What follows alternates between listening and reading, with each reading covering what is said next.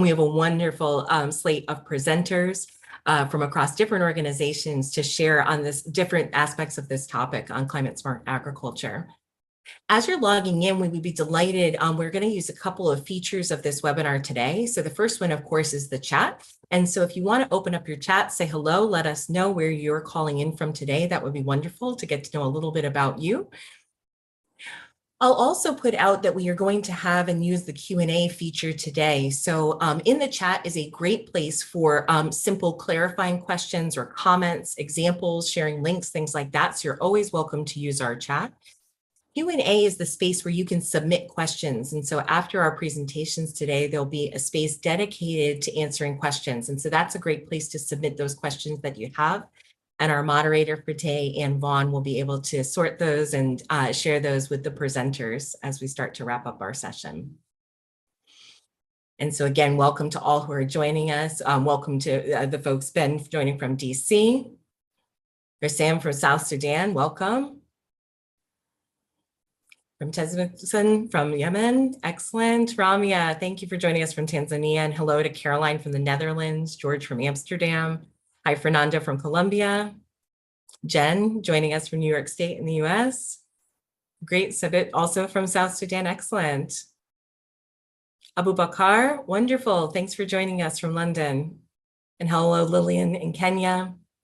Greetings to Miguel in Belize. Hi, William. Nice to see you joining us from Uganda. Welcome, Ageto from Ethiopia and Mark from Virginia, Rosa in Honduras. Terrific, and Sana in Senegal. What a great global audience we have for today. Hi, Liesel, welcome from Namibia. And Mohammed joining us from Nairobi. Great to see some of the different organizations as well. And Safi too, welcome for Burkina Faso. Anu Abuar from Bangladesh. Baibarat, excellent, welcome from Sierra Leone as well. Terrific. So we are right at the top of the hour here. And again, just delighted to have you all with us for this webinar on climate smart agriculture. With that, I'm going to hand it over to Vaughan, who's going to get us more formally started with the webinar. And we really look forward to your participation today. Again, please use the chat if you have any simple clarifying questions, have any comments, want to share examples or links. That is a great space to chat with each other. If you have questions that you'd like for our panel to answer towards the end of the session today, please submit those in the Q&A chat. Both of them you can find at the bottom of your screen. If you click on the button, that will open it up and you'll see the place to submit those. If you have any tech issues today, myself and Sophie Schrader, who's under the Climatelinks name, are here to help you. You can just select our names and let us know what your tech issue is, and we'll do our best to resolve that for you. All right, so without further ado, let me hand it over to Anne. Thanks so much, Meredith. Good morning, good afternoon, good evening to some of you. And thanks so much for joining us today from all over the world. Really excited to see the broad geographic reach of the webinar, and really excited to have us all kick off today another webinar in a series of briefings on USAID's new climate strategy. As Meredith mentioned, I'm Anne Vaughan. I'm the Senior Advisor for Climate Change in the Bureau for Resilience and Food Security at USAID. And I have to say, this is a demand-driven webinar. Thanks to those of you who previously voted on learning more about climate smart agriculture, or CSA, and our climate strategy. We've also received a variety of specific questions on the topic that our speakers will try to address. But climate smart agriculture is a really big topic, and we won't be able to cover all of its many important facets today. For example, climate smart ag can cover everything from drought tolerant seeds, improved solar irrigation practices, to preventing commodity crops and supply chains from contributing to deforestation. It covers both adaptation and mitigation in agriculture. As we just have an hour and a half, and with a global food crisis looming over all of us, today we'll hear a lot about what missions and our implementing partners and civil society partners can lean into that advances food security and climate smart ag during the crisis that we face today. Further webinars, including on nature-based solutions, for example, will be held this summer that we hope can dive deeper into CSA, and we're excited to share resources in a follow-up website. Again, as Meredith mentioned, we'll have time for question and answers at the end, but please put questions in the chat throughout the presentation, and we'll try to address as many as we can. Next slide, please. So I'm going to briefly cover how climate smart agriculture relates to our new climate strategy, and then turn over to our esteemed panelists.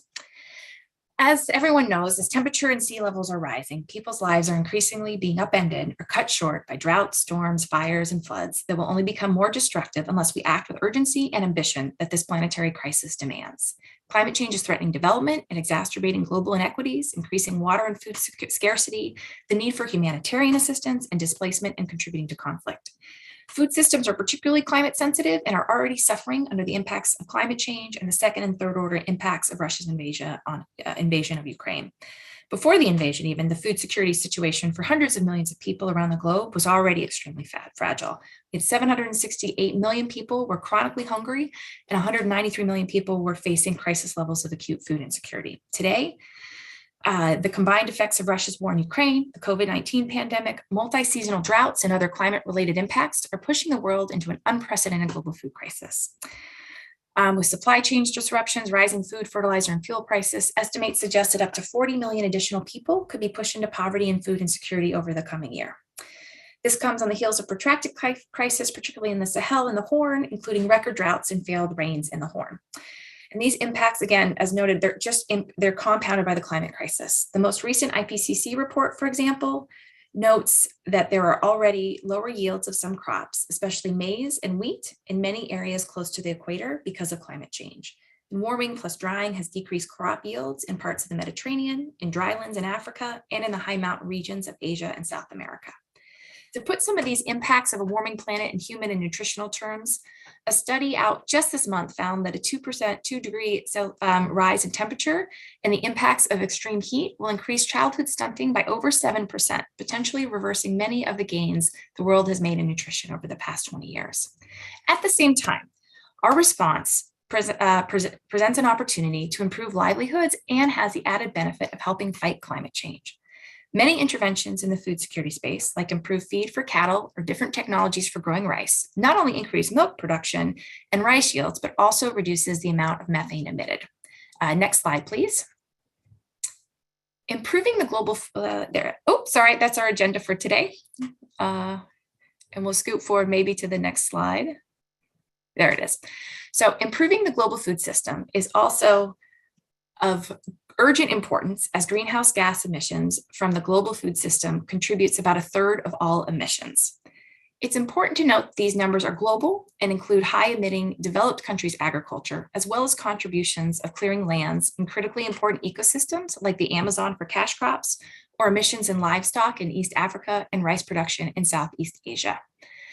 This slide here highlights on the left, on the mitigation options chart blocks on the left, a list of mitigation measures that can be taken across our agricultural work, from reducing the conversion of forest to agricultural land to reducing food loss and waste. We have climate-smart agricultural interventions USAID and our partners and governments can implement in each of these buckets that would help contribute to overall climate strategy goals and targets.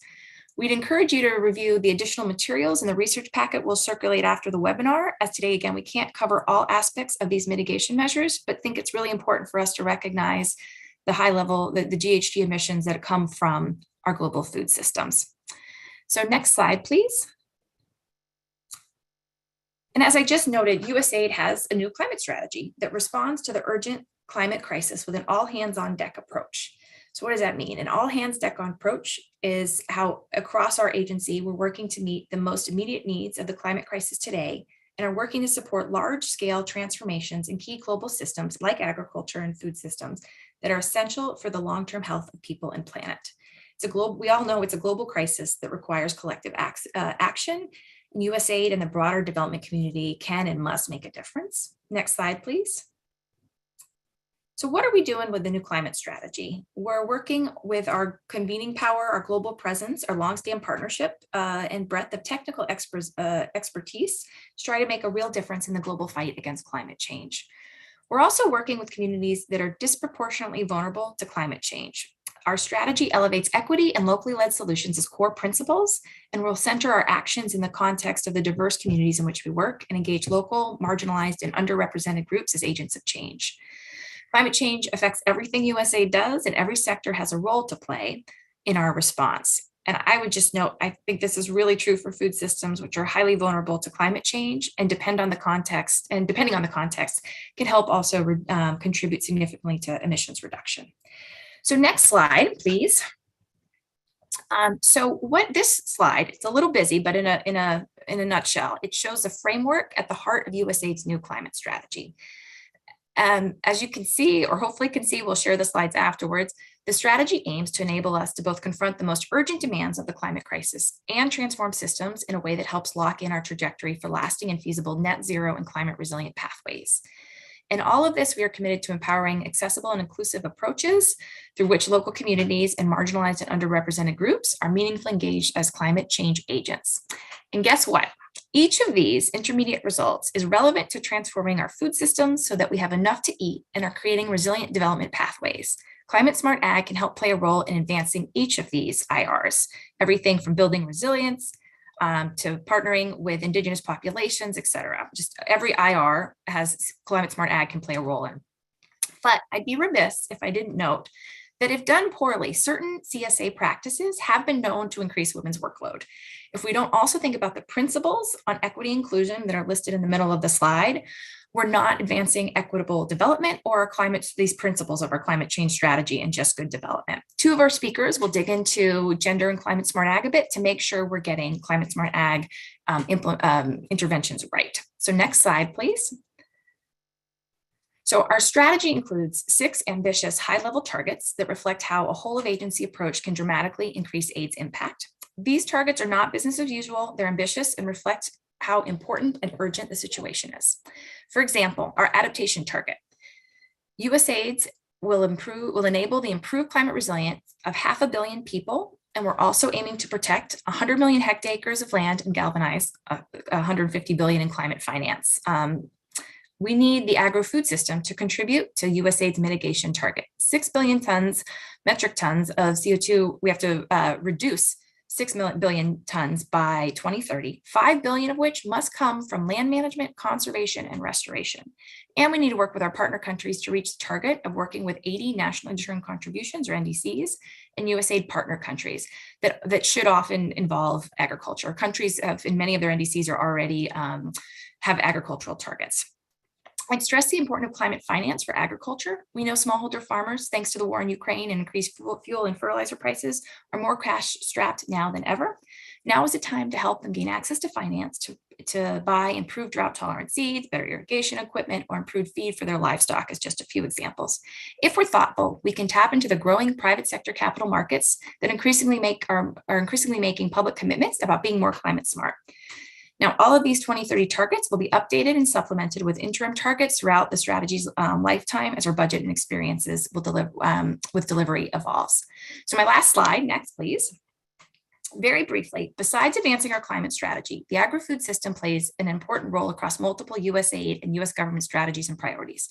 Working climate smart ag helps not just advance a more resilient future for farmers, communities, but also the planet. So that's why we're so excited you're here today and our panelists are here today. Andy Jarvis of the CGIAR will dive more deeply into what exactly is Climate Smart Ag.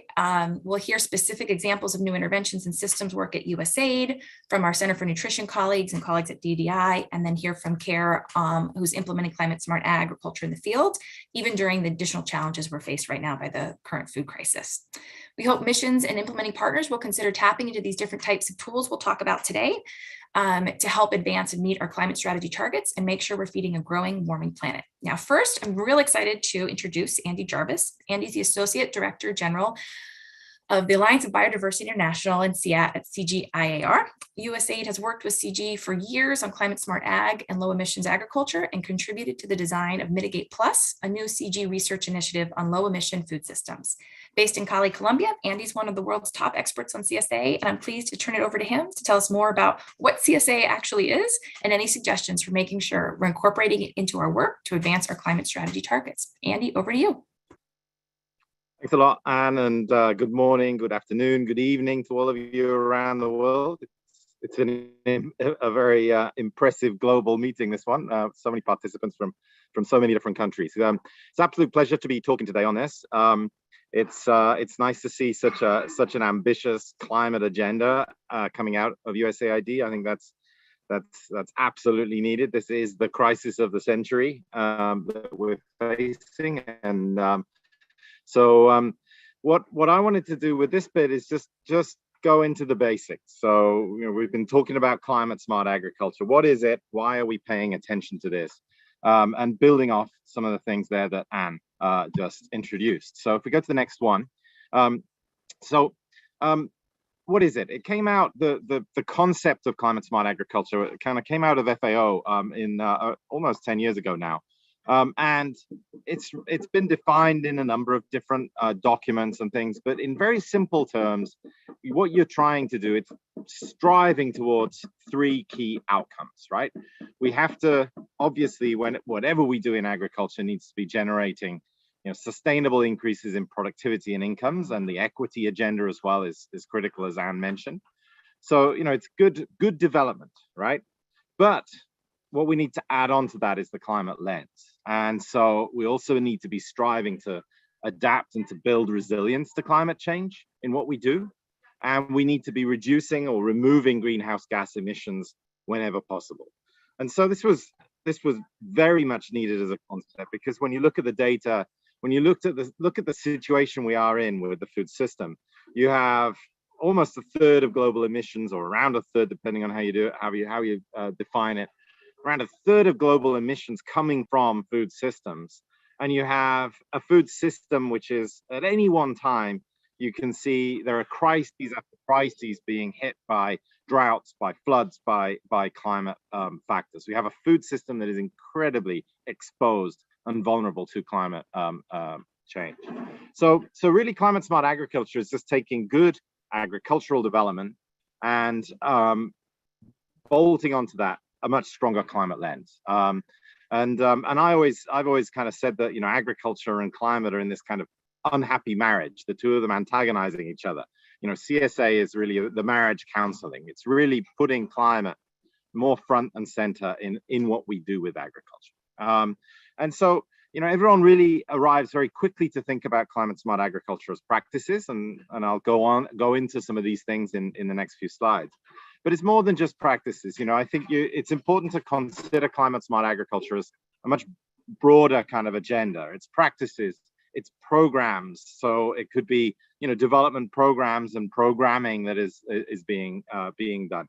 It's also policies and institutions. None of these things change unless you also have the right policies in place, and you need the institutional capacities to implement. And so, CSA is more than just the practices on the ground. It really is looking at this much more systematically.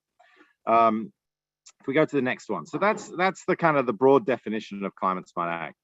I always advocate to not get too hung up about definitions. The point really of climate smart ag is bringing a climate lens to what we do in agriculture, right? And it's by no means does it mean that other concepts such as sustainable intensification, agroecology, regenerative agriculture, all of these other kind of concepts and frameworks that are out there, it doesn't compete in any way or even contradict. I think we've got to be looking at how essentially we deliver food security, how we develop our food systems to be more sustainable in a very broad framework. And that's not just with climate challenges that we have, but also all the other challenges that we're looking at. And so, when we talk about climate smart agriculture, I always advocate for us to think about it, broadly in this huge challenge that we have to feed 10 billion people within planetary boundaries, essentially. So next one.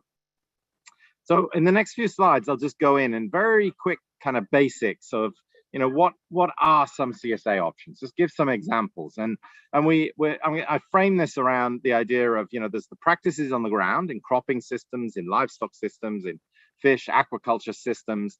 There's the landscapes around them, and there's CSA measures taking a landscape lens to these. There's climate smart agriculture options that kind of cut through the food system. And there's also kind of climate CSA options that are looking at kind of programs and services. And I'll go into some of these examples. So I'll just quickly go through the next few slides. Next one. So for example, in landscapes, and I'll just pick a few. These are some of the things that could be considered climate smart agriculture. It's looking at restoring degraded peatlands, grasslands, watersheds. So developing the ecosystem services that are going to support support agriculture and restoring those so that they're, and there's a heavy mitigation potential in doing that, but also adaptation benefits to be had. It's looking at harvesting floods and managing groundwater better at a landscape level. It's protecting against large-scale erosion. So I'll just pick and choose a few of these examples. So those are some of the landscape level options. Next one. I think the next one's cropping systems, and so it can be diversifying your cropping system. It could be looking at agroforestry or intercropping mixes. Water use efficiency is a big adaptation option. If we're better using our water, then that builds resilience. Better soil and nutrient management, and it can also be something that the CGIAR has done over many years, is also crop improvement, developing new varieties of crops that are more resilient. Next slide, I think, is livestock. So in the livestock, a few examples. It's looking at the feed. Pasture management, for example, could be an area to look at, looking at managing your herd better, diversifying the kind of livestock and having climate-ready species and breeds, similar to the crop improvement side of things. Changing patterns of pastoralism and use of water points. You know, in many parts of Africa where you have these pastoral systems, looking at more effective use of both the kind of the landscape and the feed, but also the water points. Next one.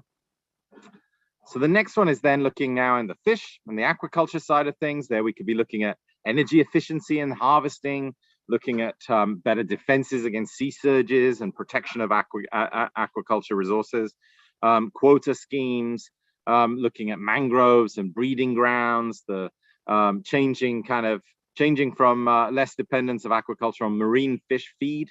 So the kind of the feed that's going on, and looking at alternatives for that as well, because that's also high emitting feed basically going into the aquaculture system. So those are some examples of fish. Next one, I believe, is the food system. So kind of working through, it's not just on the production on the ground in the systems, but also thinking about from the input side of things, less energy intensity in fertilizer production, and looking at alternative types of fertilizer. Looking at reducing post-harvest losses and consumer wastage. That is, there's the thrown around number of about 1/3 of food is lost one way or another at different points in the value chain. There's a number of options there to reduce those post-harvest losses and build greater food security, but also reduce the emissions that went into that lost food. Shifting diet patterns is something that's really coming to coming forward as a very important option as well. Is looking at different shifting our diet to be lower emissions, but also eating eating crops and species that are more resilient. And so, you know, we have, for example, maize is incredibly kind of exposed in many areas to climate effects, whereas things like sorghum and millet are much more resistant, very resilient crop essentially. So shifting diet patterns could be another one. If we go to the next one, I think this is the last one, looking at kind of the services. And so there's a lot of work been going on things like early warning systems and weather forecasts, providing farmers with climate information services that help them make better decisions to confront climate challenges.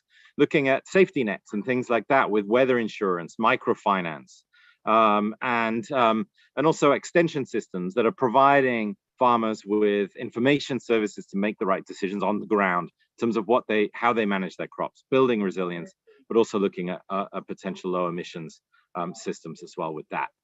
So those are some of the examples on services. So that's just a very big overview. It's as you can see, it's a broad agenda, but really what it is, it's bringing the kind of agricultural development agenda and tagging on a climate lens, a climate analysis on that, so that we are systematically building resilience and also reducing the emissions coming from these systems. If we go to the next one. And so this is one of the big questions that we get. What is something CSA or not CSA? And that question is the kind of classic question that comes back.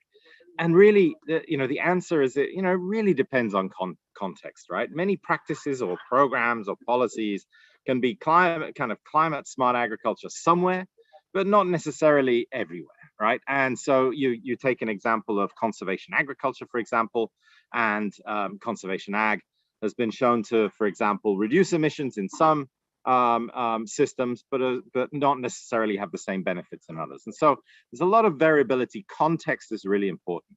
So let me just show three tools or kind of resources that you can use to help you through this. One is this one, which is called Evidence for Resilient Agriculture. It's a platform and a website online, and I'll stick in the chat in a few minutes the links to these things. So this has a massive amount of information to kind of query, well, what are the potential benefits of different practices on the ground in different geographies? And so what's the evidence that we have of how good these things are? And you can bring that CSA lens to it. So if we look at the next slide, just an example, you can ask, for example, well, where's green manure suitable? Where is it going to be suitable for?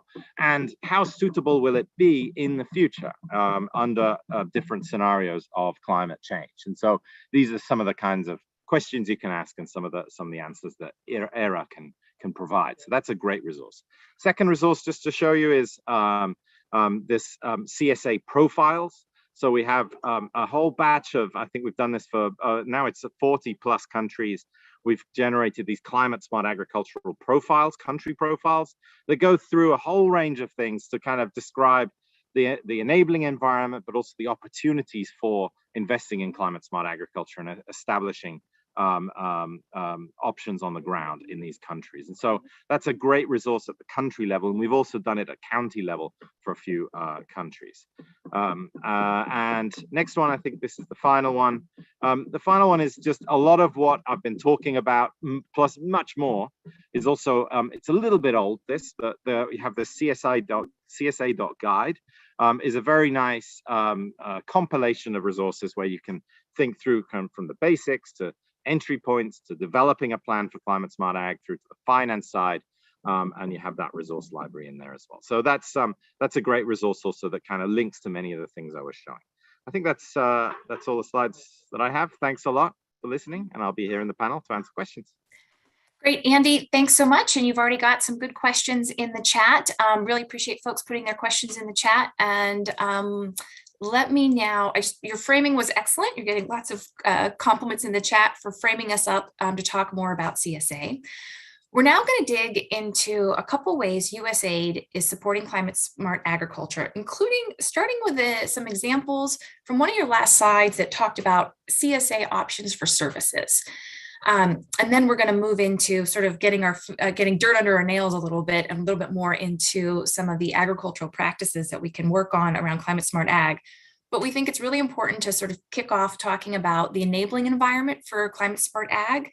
And just to summarize, the enabling environment for CSA as one of those resources Andy's referenced for us, lays out that the enabling environment facilitates and supports the adaptation of climate smart technologies and practices. It includes policies, institutional arrangements, stakeholder involvement, and gender considerations, infrastructure, insurance schemes, as well as access to weather information and advisory services. So we need these things to be able to do some good CSA in our work. And so I'm excited our next speaker, Dr. Georgia Hartman, will talk about two different ways in which USAID is working to advance this enabling environment, particularly with insurance and disaster risk financing, and then climate information services. Now, disaster risk financing and insurance may not be the first thing you think of when you're thinking about climate smart agriculture, but it's particularly timely as it's a strong tool for building resilience and helps in humanitarian settings. President Biden recently announced more funding for these types of efforts too, and linking our missions to the policy work around disaster risk finance can help some of the transformational change we're committing to advancing through the climate strategy, including helping crowd in more climate finance for adaptation.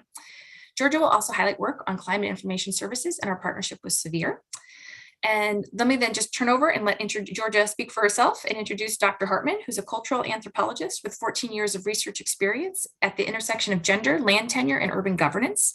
At AID, she advances gender responsive environmental and climate programming in private sector engagement, urban, geospatial, and ag services. This includes managing gender integration into Severe, USAID's partnership with NASA, that's helping developing countries use satellite data to address critical challenges in food security, water, resources, weather, and climate, land use, and disasters. So over to you, Georgia. Thank you, Anne, very much. And thank you, everybody, for being here today. It's really amazing to see such a, just a geographical variety of folks on the call. So thanks for joining. So as I think everybody here knows today, climate change is causing more frequent and intense weather across the globe.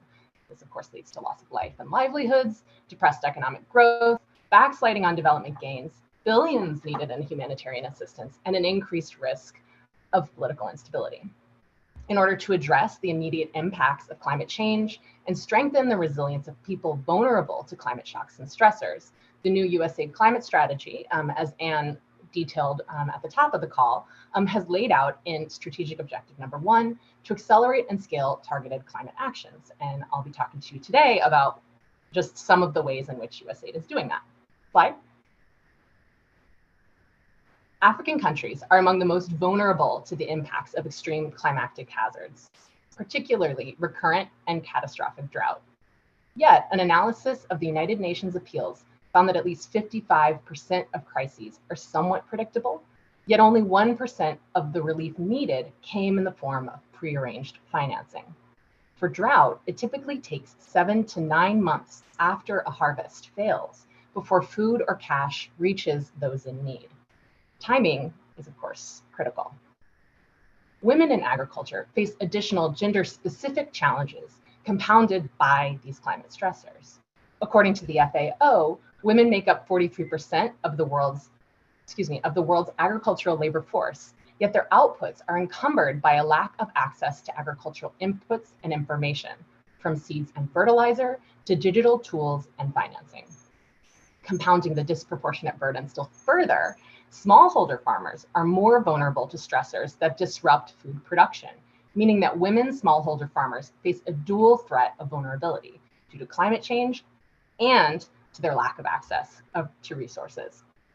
Recognizing the unique vulnerabilities of smallholder women farmers and designing gender-sensitive tools and technologies responsive to their needs is critical to building resilience, of course. Indeed, this is why a foundational principle of USAID's climate strategy focuses on equity and inclusion to center our actions in the context of the diverse communities in which we work. Slide. To this end, I want to share 2 climate-smart tools with you today: disaster risk finance, or DRF, and index-based agricultural insurance. As Anne shared, CGIAR is a partnership between USAID and NASA that assists developing countries in using satellite data to address critical environment and climate-related challenges. Through CGIAR, USAID and NASA are building the climate resilience of women farmers in Kenya by supporting the development of gender-responsive satellite-based index insurance. And together with the State Department, USAID is collaborating on disaster risk finance instruments to assist farmers in building resilience to climate shocks. DRF improves climate and disaster risk management through the use of financial instruments like insurance to finance pre-agreed response activities so that support can reach vulnerable people in a more timely manner than through traditional response channels, which, as we've established in the beginning, take quite a long time. With DRF, the funding is released within days, which is critical to saving lives, livelihoods, and the compounding costs of delayed responses. DRF is thus a critical tool to help incentivize investing in and building resilience ahead of disasters and enabling a rapid response to them. For example, in 2019, Senegal experienced a catastrophic agricultural season. As part of a disaster risk financing plan, the government of Senegal had purchased drought insurance. Given the dire conditions, the payout was triggered and families across the country were able to avert extreme food insecurity with the food and cash transfers they received.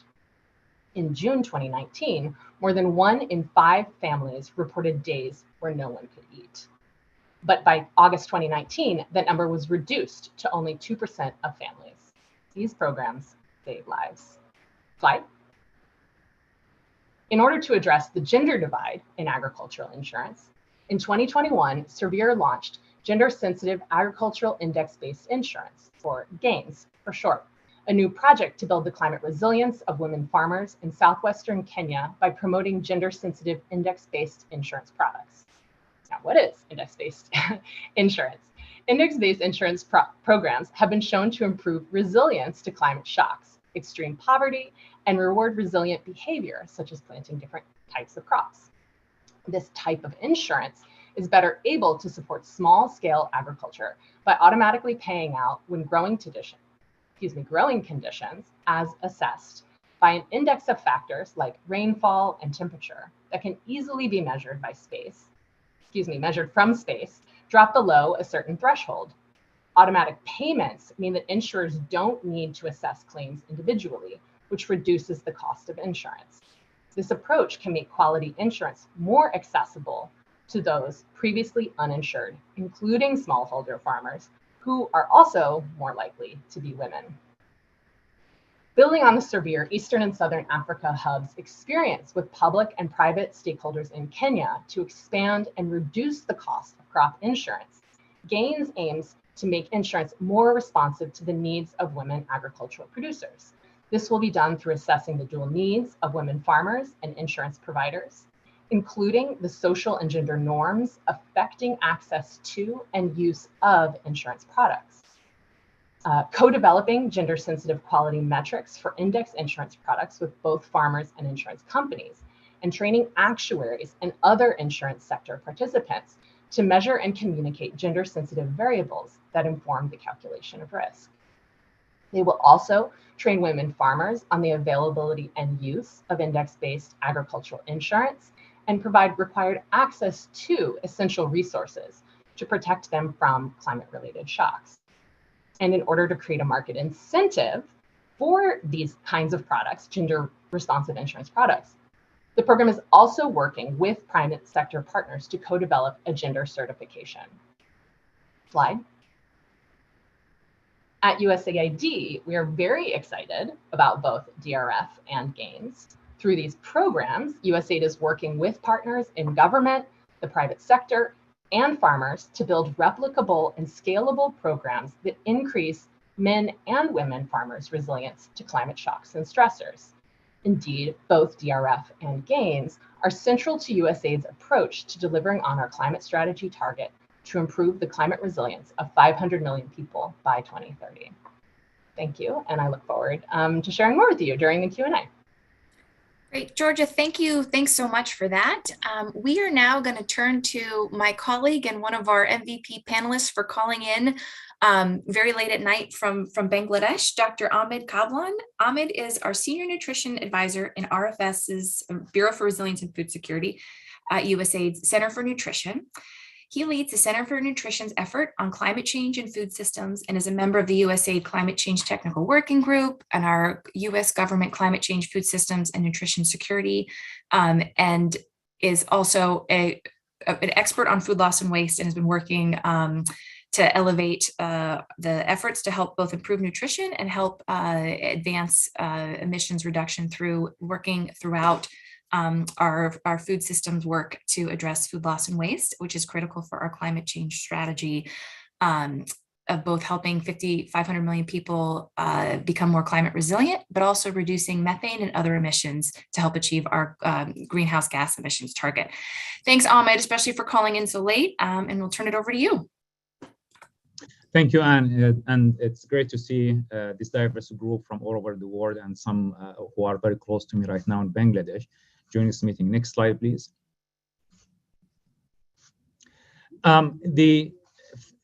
Just to start up setting the scene in terms of the impact of climate change on certain of the most vulnerable groups and populations. There are 3 facts and 3 priorities. The 3 facts is that the climate crisis undermining systems, especially the local food systems that mothers and children rely on for health and survival. The global food system is a major driver of the climate crisis, contributing 1/3 of all greenhouse gas emissions. Those suffering the most from the nutrition impact of climate change, especially infant and young children, have contributed the least to creating the crisis. The 3 priorities that we should always be thinking about are accelerate action to safeguard and improve nutrition of mothers and children, the most affected by climate crisis. The food systems actions that reduce environmental impact while improving access to safe, affordable, and nutritious food. And finally, support climate policies that reduce inequities and strive for climate justice. Next slide, please. In assessing the entire food system, we can identify a more nuanced set of challenges and sharpen our focus on the dynamics and connections within the food systems. The food systems offer both challenges and opportunities for maximizing our impact on vulnerable people around the world. We are focused on approaches that increases resilience, meaning that we help countries withstand shocks and stresses and stay out of poverty when hard times hit, such as the situation we're in right now, the pandemic and the food crisis. These things drive inclusive growth and employment, advance women economic security, improve access to nutritious food, and directly address emissions in food systems. Again, I will reiterate that food systems contribute to about 30% to all global emissions. We need to make food system more inclusive, more resilient to climate change, and able to feed the growing populations. Next slide, please. And again, one of these approaches we're looking at is addressing food loss and waste. So why food loss and waste? As you all know, a significant share of food intended for human consumptions is either lost or wasted from between the farm to fork.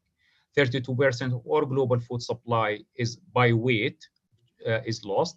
And we're looking at the calories content or energy content, 24% of all global food supply or produced energy is lost or wasted. Next slide, please. Food loss and waste, again, is a major contributor and emitter of greenhouse gas emissions. On the left side of the panel, it's just comparing between food loss and waste and emission from major emitters as nations. So in other words, if food loss and waste was a nation or a country by its own, would be the third country after China and the United States. And if we are the right part of the slide, looking at comparison between the emission between food loss and waste and major sectors, emitting sectors. And this slide is a little bit outdated because a recent in 2021, WWF, they issued a new study that they estimated the losses or the greenhouse gas emission from food loss and waste is equal now to road and transport, which is at 10%. Next slide. And food loss and waste also is accelerated by climate change. So increasing temperatures affect negatively the amount of food being lost and waste. In other words, it increases the post-harvest losses and food waste due to accelerated rotting of the food, increasing the production of climate contaminants such as mycotoxins, as well as the temperature accelerated storage of food. Next. And if we look at the map for the climate for aflatoxins with the climate change, you see from this heat map, the most affected by this increase or accelerated post-harvest loss in particular are those are also they're most affected by climate change in sub-Saharan Africa and other countries that also have other problems such as high malnutrition and poverty. Next slide, please. And food loss and waste is contributing, or you can see it as throughout the whole entire food systems or entire food chain, all the way from production to consumptions, either during or immediately after harvesting, after handling and storage, during processing and packaging, browsing for food and waste, distribution and market and consumption. The point where we are leaving the market or the farm, that's when the food waste starts. Before up the farm gate, that is the post-harvest losses. Next slide, please.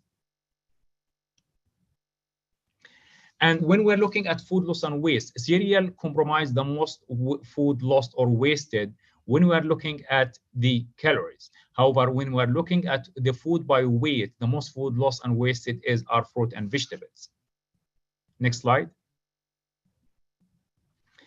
And all countries contribute equally to food loss and waste. In other words, there's when we say around a third of the global food production is either food lost or waste. But this slide you show that you can see from that we are going to the high-income countries such as North America and Europe. Mostly food is wasted, which means food wasted post-farm gate during either factories, food industry, at the household level. And then if we are moving to shift toward the low and middle income countries, the food is mostly being post-harvest lost or lost up to the farm gate. Next slide, please. And all of this happening while the number of undernourished and hunger is increasing globally. As you can see in the prevalence of undernutrition is, as well as the number, both of them are being increasing globally. We made some progress in reducing hunger and undernourishment percentage and progress up to 2013. Then the number starts climbing up, and where the expectation, especially you can see this sharp increase between 2019 to 2020, and this number most likely is going to increase, and that's around when the COVID crisis hit, the pandemic. Next slide, please. And in order to address food loss and waste, we need to follow a systemic analysis and strategy for intervention that must be done at each country level, because the situation between country to country are different. For example, if we are looking, according to a recent report released by the World Bank, if we are looking at tomato as a crop, and we are trying to address food loss and waste in tomatoes, the situation analysis in Nigeria is different from Rwanda. In Nigeria, as you can see, the majority of post-harvest losses or food loss and waste happened at the transport, handling, and storage. While in Rwanda, 50% of all the food loss and waste in tomato happened at the retail and farm stages. And that reduction of food loss and waste in Nigeria will improve the affordability of tomatoes by 20%, and in Rwanda by 23%. That's meaning addressing the inefficiencies within the food systems that increase the production cost at the farmer and the processor will ultimately increase the availability of these nutritious crops and reduce their cost. Next slide, please. How USAID is addressing food loss and waste. Next slide, please. USAID or United States Government Initiative on Food Loss and Waste. We joined in during the UN Food Systems Summit. The White House announced USAID commitment to invest $60 million in over 5 years in new research investment that will produce knowledge and technologies to reduce food loss and waste. And this materialized in 3 new innovation labs: the Food System for Nutrition Innovation Lab, the Horticulture Innovation Lab, the Current Emerging and Threat to Crop Disease Innovation Lab, and a 1-year extension to the Post-Harvest Loss Reduction Innovation Lab. Next slide, please. Additionally, the United States government joined the Food is Never a Waste Coalitions that was launched during the UN Food Systems Summit. USAID joined Friends of Champions 12.3, which is a network of dedicated private sector and government officials and champions that working toward addressing or delivering on SDG 12.3, which is aimed at cutting food loss and waste by 50% by 2030. USAID also established a program we called Mission Upstand, which is encouraging our missions in the field to join this program to highlight their work on food loss and waste and to emphasize food loss and waste in their programming. USAID established also a food loss and waste community practice, and I have highlighted here the fact sheet that we produced from it, which is you can access in the slide, where we shared fact sheets on food loss and waste with our mission colleagues to emphasize the importance of addressing food loss and waste. If you have any question, you can email reducefoodlossandwaste@usaid.gov. Next email, next slide, please.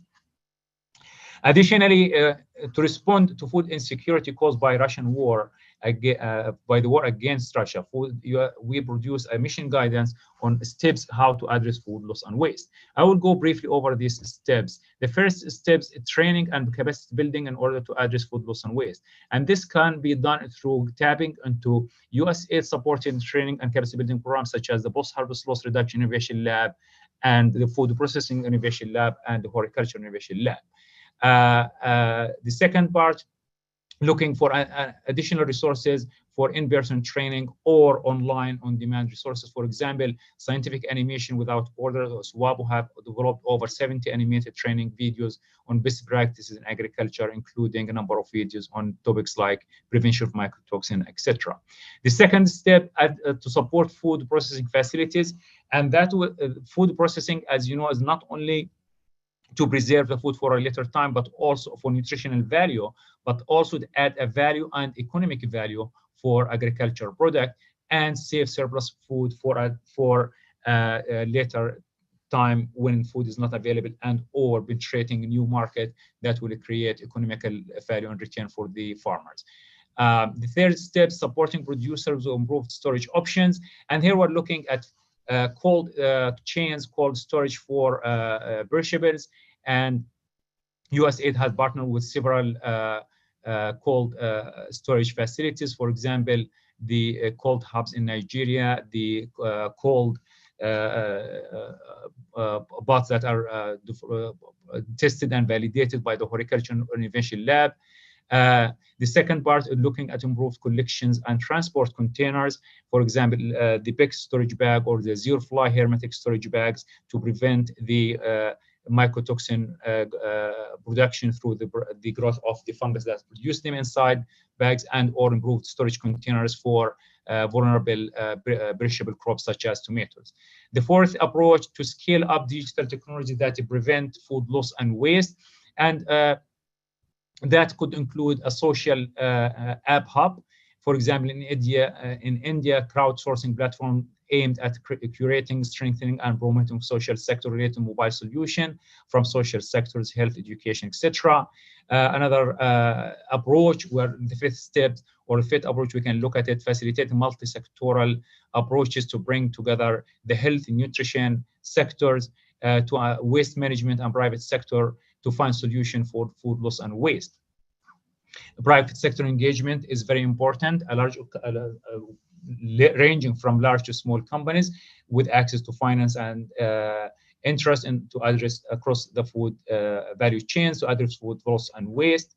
And six steps is strengthening food safety capacity, a program that supports improved food safety and food hygiene, such as access to clean water, cold storage, equipment that improve food safety, and training on how to reduce food contamination through improved food training of food handling. Also, reduce food loss and waste. The second or the last step that we highlighted in the approaches to use or to apply the circular economy approaches to reduce food loss and waste. And circular economy essentially is creating a value for bringing food that aren't suitable for human consumptions or animal consumption back in the food system as a safe way. And this could, for example, applying it into producing, feeding this unsafe product or unedible part to insect, such as black soldier flies, to produce insect protein that can be used again as animal feed, fish feed, meals, poultry feed, and or human source for protein. Finally, promoting the ugly foods. And the promote ugly food, it is essentially foods that are considered unattractive or bruised, or the shape is different, which is usually they don't fit within certain consumers' preference or standard for supermarket or food markets. You can promoting the use for ugly food will avoid wasting this food or leaving it rotten in the field. Next slide, please. The WRI has developed a method that is called Target Measure Act to address food loss and waste. Target Measure Act is an approach of a three-step approach endorsed by the 12.3 champions, which can help structure conversation around taking action to reduce food loss and waste. What we mean by Target Measure Act: target government, companies, actors, donors should adopt explicit food loss and waste reduction target aligned with the SDG 12.3, so 12.5, 25%, 50% target to achieve reduction food loss and waste. Measurement: government companies should measure their food loss and waste to identify the hotspots need for action, publish the result, and inspire others to monitor and track progress. And finally, act based on the information gathered from measurement, develop, implement strategies that tackling their hotspot and address food loss and waste. Next slide, please. And thank you. Great, Ahmed, thank you so much. And again, just to assure everyone, we will share these slides because we know we're sharing a lot of information. And now, last but certainly not least, I'm excited to turn over to Karl Deering, who can speak about climate smart agriculture from one of USAID's implementing partners' perspective, and also it can include a very strong gender lens. Karl has 24 years of experience in development and humanitarian work with a focus on resilience, food security, and climate change. He's worked in refugee, post-conflict, and development context in Asia and in East, West, and Southern Africa, and for various NGOs in technical policy and managerial roles. His core interests are in equity and justice in food systems and gender equality and climate change adaptation. And he's currently the strategic partnership lead in the food and water systems team and acting senior director in the climate justice team in CARE USA. Karl, over to you, please. Thanks very much, Anne, for the introduction, and thanks for convening us, and greetings, everybody. It's a pleasure to be here. The next slide, please, Sophie. This is a snapshot of what I'm going to say. I'm going to talk a little bit more about climate smart agriculture and gender, building also on what Georgia talked about.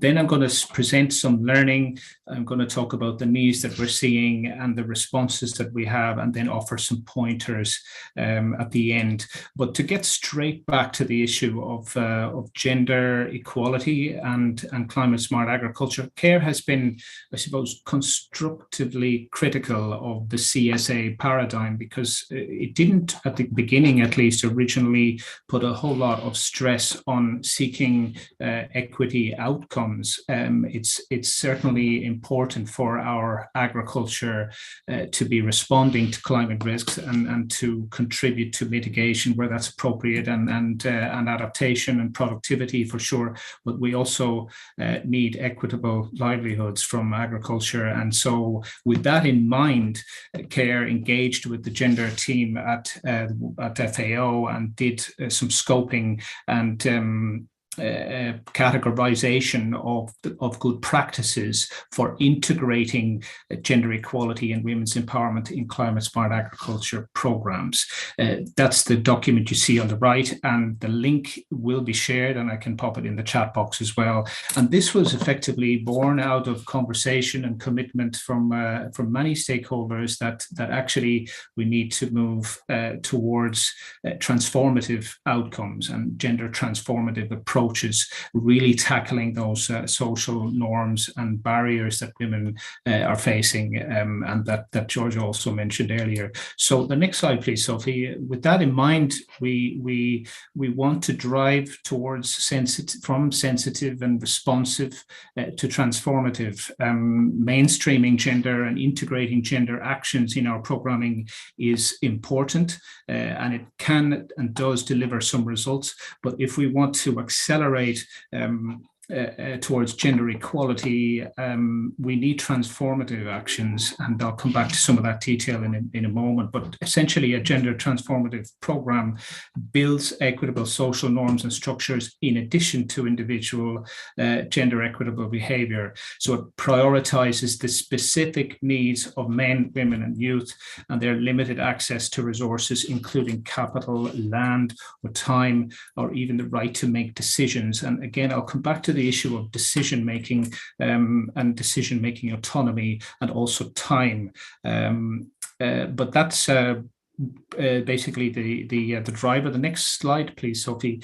We did our sort of case study capture looking through three analytical parameters: power and agency being the ability of an individual or of a collective to make decisions, but not just to make decisions, to act on those decisions. So the confidence, the resources, the safety to be able to make collective decisions and act on them. Access to and control of resources, and then labor, addressing that issue that you raised, Anne, at the beginning, about the potential risks of adding to a female labor burden through climate smart agriculture practices. The next slide, please, Sophie. So we categorized all of these practices, much like what Andy described earlier, conservation, agriculture and soil and water conservation, value chains, agroforestry, livestock, fisheries, and then a section also on climate change adaptation and DRR, and what is it that climate smart agriculture can do and can offer to increase adaptive capacities and to manage risk.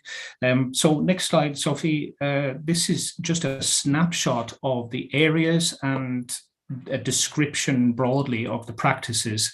I'm not going to talk through all of this, and again, it's going to be shared, these slides, but I just want to draw your attention to the first one, which is addressing the area of risk, vulnerability, and capacity. The practices that we found there were stressing the importance of analysis, and it might seem intuitive and logical, but actually a lot of our analysis sometimes misses the differential vulnerabilities and intersectional vulnerabilities that women and men face, and that's an important learning, and not just the capacities of individuals and of people, but also of the ecosystems themselves to be able to adapt and change in the face of unpredictability. The next slide then, I won't dwell on that because I want to go straight into the current crisis and how we have migrated or taken the learning from that work with FAO into our current programming. Our response is holistic. It's got 3 pillars of humanitarian assistance, building resilience, and advocacy work. So the next couple of slides are going to focus very much on the building resilience pillar and what we are doing in our programming. The next slide, Sophie. This is essentially our theory of change, if you like. Why are we doing what we're doing? What are we doing, and how are we doing it? So on the left, our interventions are trying to avoid a decline in productivity because of the input supply shocks, to reduce the risk of lower food availability, and to tackle production costs because of the energy price crisis. What we're doing, examples here, are promoting efficient use of the fertilizers that farmers can access, but also stressing agroecological approaches, empowering small-scale women producers. I'll talked a bit about that already, but we'll come back to it. Increasing production, reducing loss and waste, and promoting renewable energy. And how we're doing that, essentially, in simple terms, it's through knowledge generation, knowledge sharing, and knowledge creation with farmers. And we're doing that through our farmer field and business school, which is an extension model. And then, of course, the technologies and investments to go with that around storage or processing or production, renewable energy, etc. The next slide, Sophie, is going to just give an example. Again, there's lots of detail here, but this is from Mali, the USAID funded project that CARE has in Mali, and some of the models and approaches that we have. For example, business to business workshops, which is brokering meetings, workshops between suppliers and producers to increase access to fuel and seeds and other inputs that are affordable. Seed fairs, there was one we just hosted about 6 or 8 weeks ago, increasing access to seeds, promotion of organic fertilizers, as I mentioned, and composting, energy, insurance. Ahmed covered that. And the last one, the promotion of digital solutions, which is in this case the Sim Agri platform, where we are working with ICT companies to develop digital solutions, basically to increase access for farmers to important price data. The next slide, Sophie, is from Zimbabwe, another USAID-funded resilience food security activity. A lot of promotion of livelihood diversification here through business-focused capacity sharing and village savings and loans associations. These are small groups, usually of women, who come together to save and lend together. It builds social capital as well as increases financial capacity. And then promoting climate smart technologies, again, through the Farmer Field of Business School platform, which is essentially an innovative extension model. And some of those examples there: pest management, access to seeds, improvement of livestock practices. The next slide is just a note on anticipation and anticipatory action.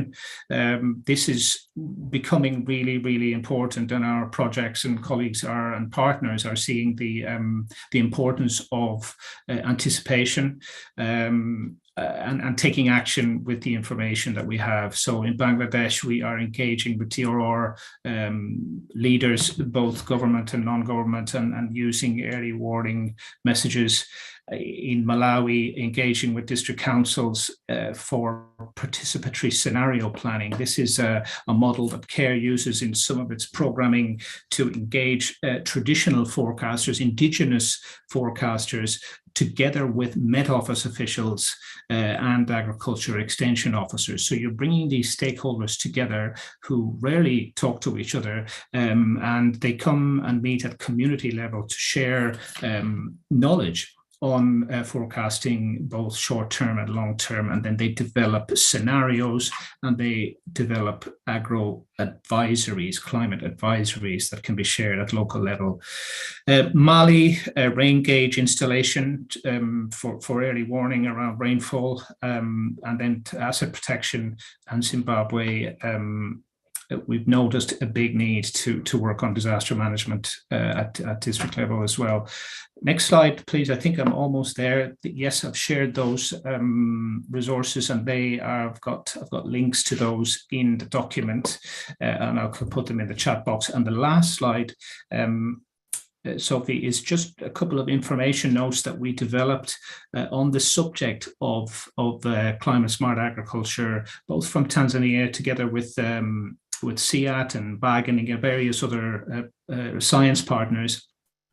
And the one on the right talks about the merging or the integration of the village savings and loan model together with Farmer Field and Business School model. And we have recorded compelling evidence that by doing this, by building social and financial capital through savings and lending associations, and then introducing extension on nutrition, on gender equality, on marketing, on enterprise development, we see quite astonishing results right across a series of indicators, particularly food security, yield increases, income increases, the ability of women in households to be able to make decisions on household income, right as far as the reduction of gender-based violence. And I think that's an important point to end on, that whatever we do, we have to be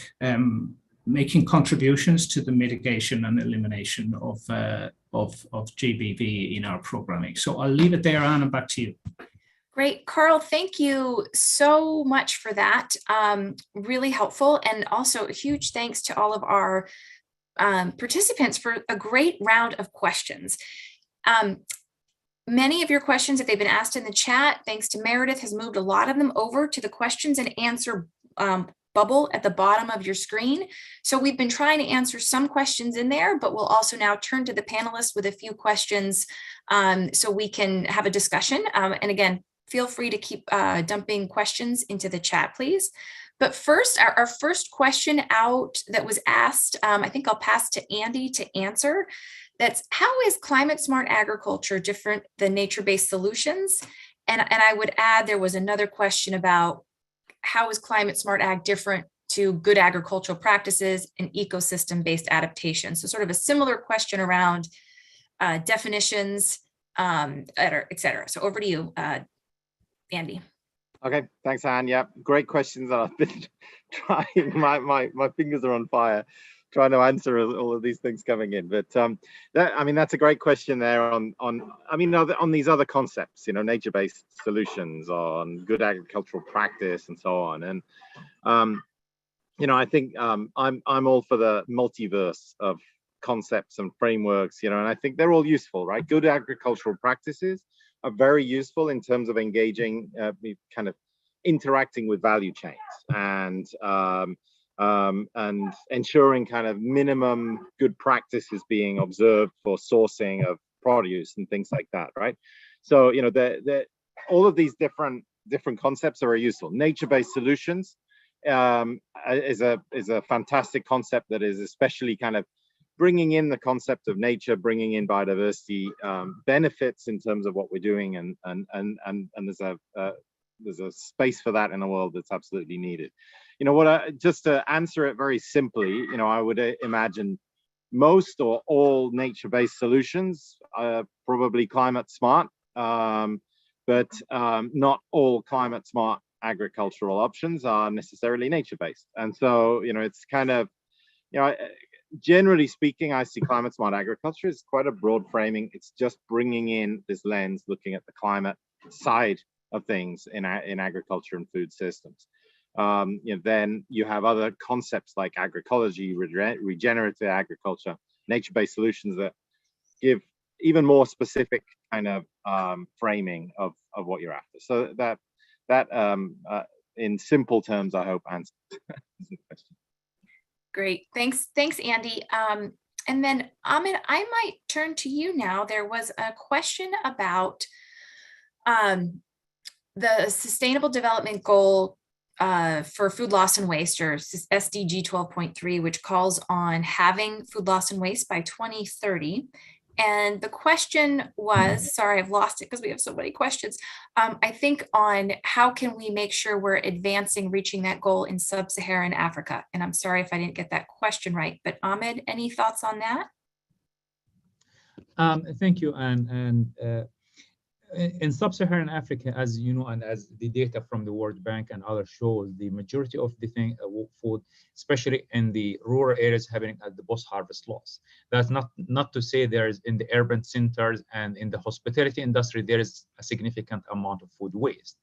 Achieving this means that we need to act on several things: the capacity or strengthening capacity for farmers from the production side, in order to understand better how they can produce more food more sustainably and waste less.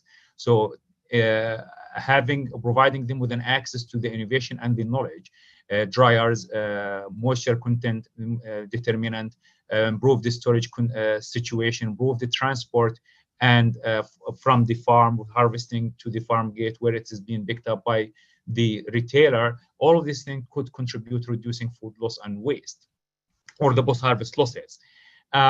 Now, going back to the second part, which is the food waste part. Now, we can work on that through looking at how ways to either capture and recycle food waste, and instead of wasting it, repurposing it, for example, for animal feed or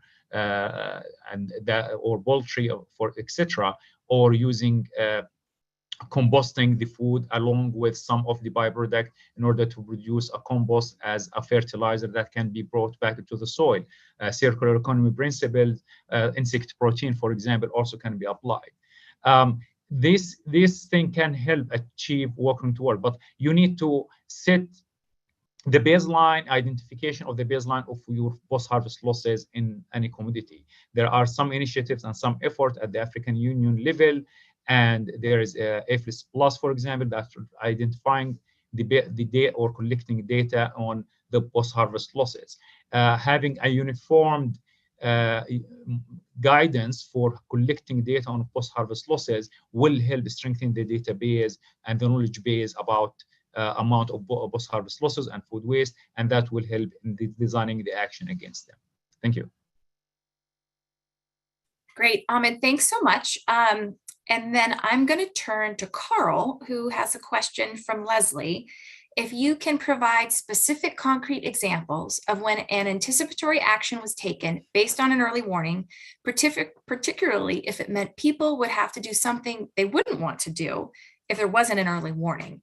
And did the early warning prove true, or did the thing it warned about not happen? Thanks. And Leslie, appreciate the question. Trying to do early warning, early action is really important in the climate context. So I'll turn that over to Karl to answer. Yeah, thanks, Anna. Thanks, Leslie. Let me try that indeed, because there's a whole spectrum of immediacy, right? You can have an offshore hurricane that's coming out, that's coming down to make landfall, and we can be quite precise now with weather information and climate forecasting and those kind of early warning systems that we have in coastal countries that are exposed, such as Madagascar, the Philippines, or what have you. Those systems are becoming more and more precise and more accurate, and evacuation, for example, from low-lying coastal zones is something that is improving all the time with the science of technology and the way early warning systems work. From a more kind of anticipatory and, say, longer term climate change perspective, we had a case in Kenya in the Tana River Basin, for example, where we were working with pastoralists and farmers. And the forecast, the weather forecast and short-term climate predictions gave for rain, premature rains and heavy rains. And we engaged with pastoralists and farmers, and they took their livestock away from the river basin, and indeed the rain came, and indeed the river flooded. So we have a case where there was protection of livelihoods and safety of livestock because of the fact that the system was able to pick up on the short and medium term climate hazard, and farmers were aware enough to be able to react to it quickly. So it can and does work, and we probably need much more of that kind of approach. Back to you, Anne. I hope that's helpful. Yes, great, thanks, and apologies. My screen just froze, but I was hoping if I could turn now to Georgia, if you want to talk a little bit too about some of the work in severe that addresses that question also, especially around our neat partnership with NASA. So Georgia, over to you for a little bit more in depth. Yeah, sure. So to the question about anticipatory action, if I understand correctly, yeah, I mean, I think that, you know, the whole idea behind this index-based insurance is precisely about anticipatory action. I mean, the challenge then becomes, as I saw highlighted in several of the questions, you know, how do you incentivize people to spend money on something that may or may not pay out, particularly people who probably have very limited resources.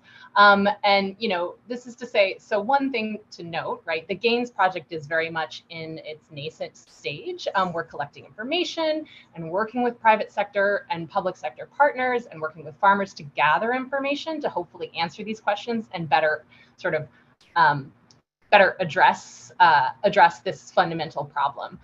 One thing that, you know, GAINS is also working with Michael Carter, who is an economist at UC Davis, who has also previously worked with Severe on the creation of an index-based insurance program called Quick.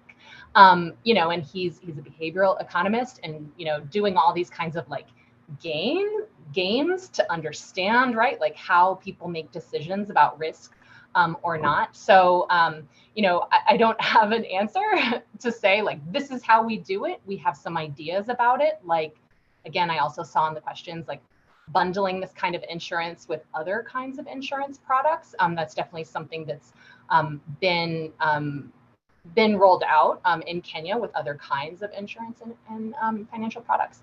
So my answer is not exactly a concrete answer, but just to say, like, anticipating is absolutely what we're trying to do. Humans are very complicated, and why we make decisions, we are usually not rational, but that is precisely what this program is trying to do, is really gather the information to design an appropriately responsive product.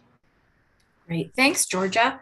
And I might take a stab at, we have two questions, one from Samuel and another one, I've lost it, on how to basically how to work with USAID and how to engage in some of these trainings or institution and capacity building efforts. So Samuel's was a great question on co-creation. And I'll put it in the chat, but just wanted to flag across USAID, administrator power has really elevated co-creation and the localization agenda and making sure that we're working with local partners.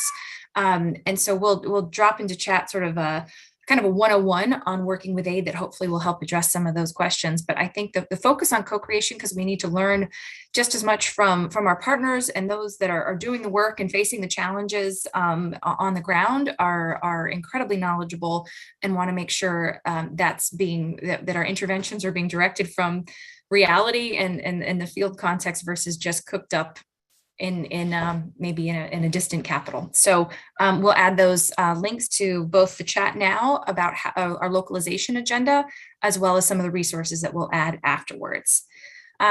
So in terms of other questions, there's so much. We're trying to get through all of them. I might see conflict. Either any of my panelists want to take a stab at if climate smart agriculture should consider conflict sensitivity analysis as far as stabilization is concerned. Maybe Karl, I might turn back to you, just as that might be. What are your thoughts on that, having worked in many of more conflict affected areas? Yes, great. It's such an important question, this one, because people are facing intersectional risks, right? There are multiple risks. So in situations where there is extensive conflict, obviously there are primary needs, and maybe climate smart agriculture is not a top priority, but there are places where there's lower key risks of violence or conflict, and that has to be part of the analysis. Again, this goes back to that question about asking the right questions in communities. What are the vulnerabilities and risks that they are feeling and facing, and what are the capacities that they have to overcome those or to deal with those? So I think conflict sensitivity certainly has to be part of the analysis. Then whether we can respond to those risks of conflict as part of a climate smart agriculture project or program or intervention, that's another question. So that's comes down to resources and also exposure to conflict. But there's always, I suppose, there's always actions that can be done to mitigate conflict and reduce the risk of conflict through resource sharing, resource access, for example.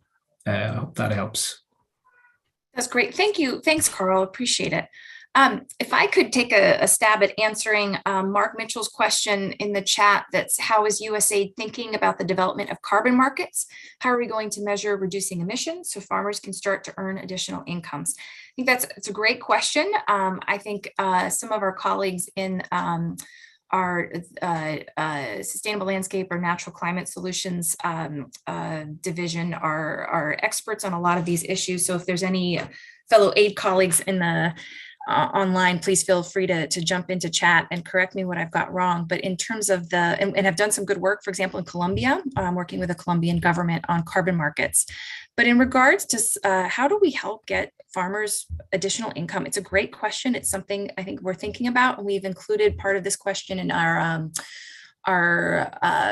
Feed the Future research agenda, and also are looking at different ways of crowding in finance. And I would welcome folks to join an event at the end of this month. I'll find the date and put it in the chat also, of one of our committees that looks at food security, and it's looking at agricultural adaptation and mitigation efforts, and including how to work on on different types of climate finance and address exactly that question. How do we make sure we can help benefit smallholder farmers?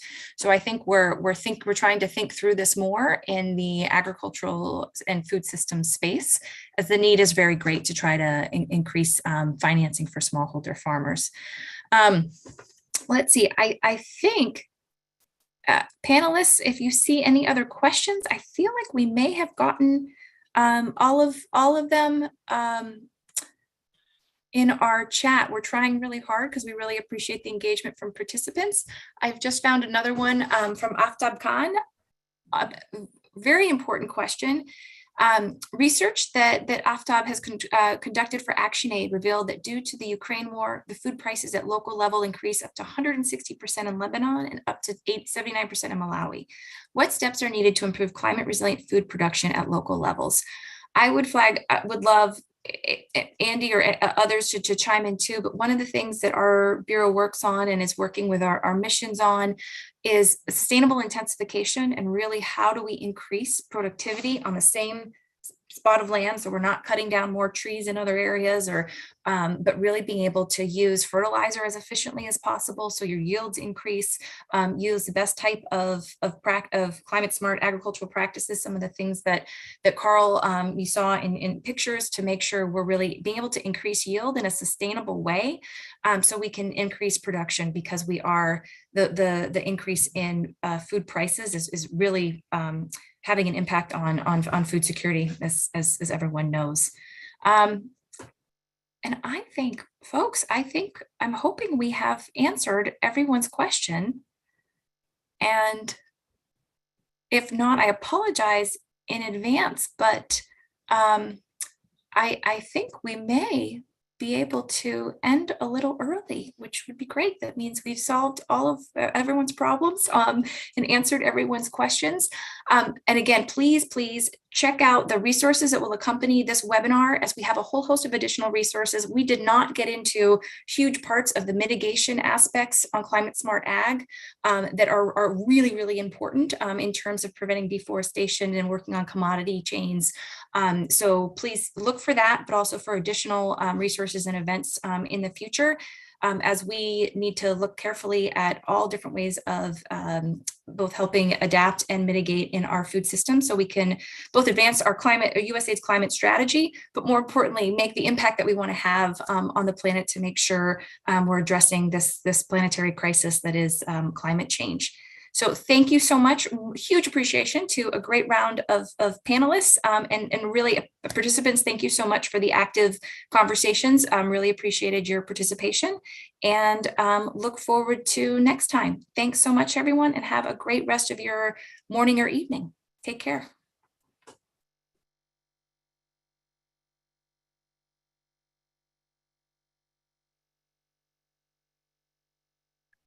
All right, so terrific. That will bring our webinar for today to a conclusion. We really appreciate your participation, and please stay in touch on Climatelinks in terms of getting the information from today's webinar, as well as upcoming webinars. Our next webinar will be featuring a discussion on nature-based solutions, which was referenced a little bit here today. And so we look forward to seeing you there. Again, if you've got any questions, please go to Climatelinks, send some questions to us. And of course, we'll be posting resources, PowerPoints, and the video should be live and ready for you as we speak. And so thanks again for coming. We'll see you again next time. Well done, everybody. Thanks. That was great. That was nice. Bye-bye. Bye all. Thanks, everyone.